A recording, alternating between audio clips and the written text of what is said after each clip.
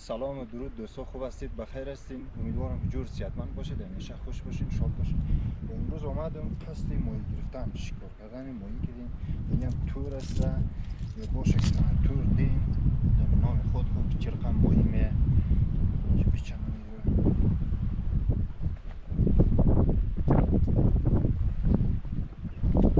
قریه از ما هست، بسیار ماهی زیاد داره و یک طریق شکار کردنش هست قدیمی تور است.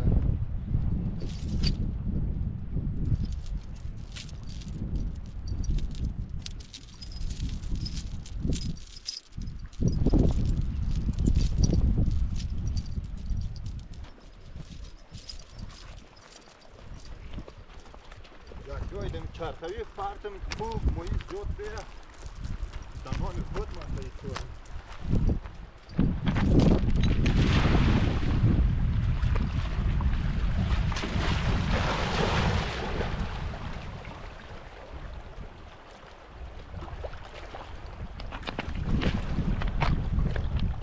ماهی کلون هست دمی تور باش که نروست پیش